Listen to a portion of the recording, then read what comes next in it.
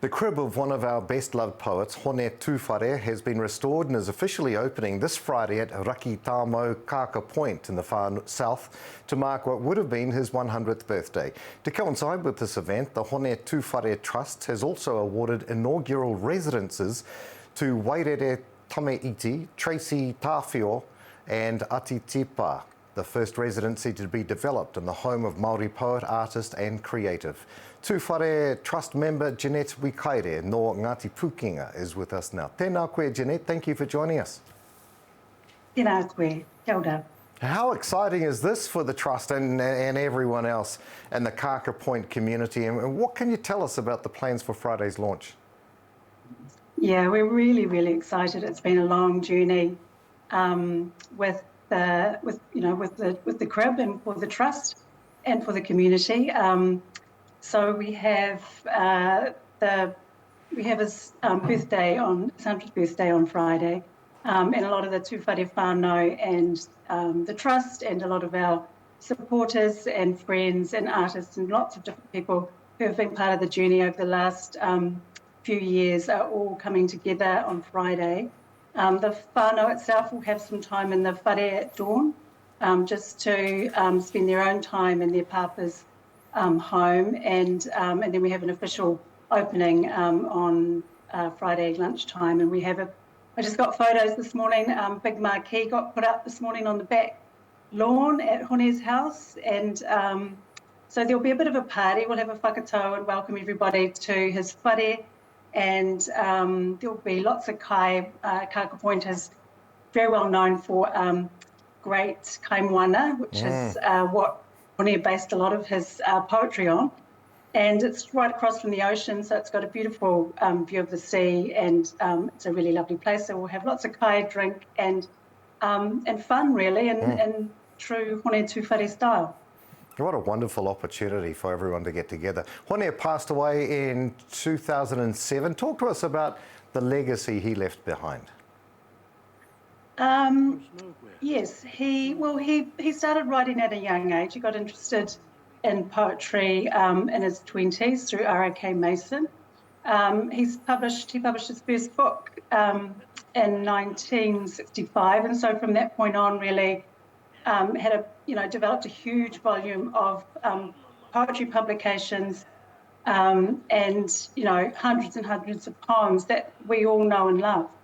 And the other thing that Hone was, he was a real, he was a poet of the people, and so he travelled up and down the country. He gave poetry readings in pubs, in schools, in lecture theatres, in community halls, on streets, and everyone that he met, he touched with his poems. And one of the things about being on the Trust for the last 8 years is everybody has their Hone Tūwhare story, meet people all over the country, and everyone seems to have met him, or he came to their school, or they saw him speak at university, or they have some moment where Hone Tūwhare touched their lives and they've always remembered it. And I've heard that story hundreds and hundreds of times, and it's the same story that I have. He came to my school.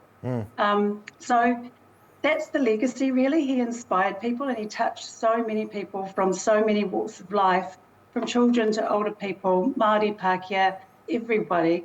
And that's the legacy that the Trust is really committed to, continuing on that kind of legacy of inspiration through the art. Yeah, and obviously still inspiring today, which is amazing.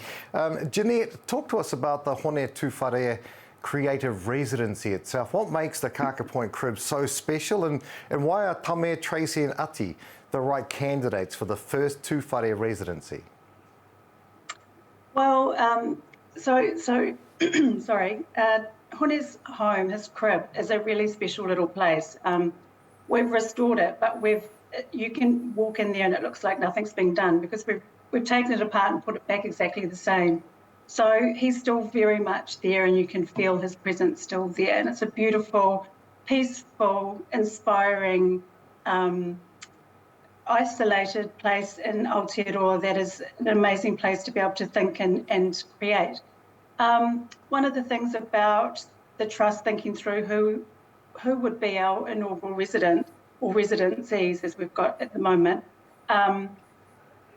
it really just sort of came together in true Hone style, which is the whole kind of philosophy of the trust, really, to just let it happen. It'll, you know, Hone's always with us. He's always kind of helping us make decisions.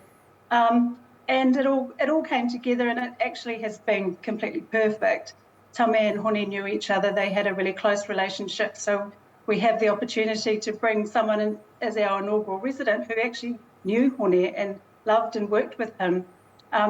With some great stories have come out between Tame and Hone, and the stories that they share in their lifetime together as activists, as artists, as friends. And he's been a very special part. Tame's been a special part of Hone's life as well. So to be able to have an artist at the top of his game, you know, who's doing amazing work, and to be able to support that, and someone who actually knew Hone as well, is an incredible honour for the trust, actually.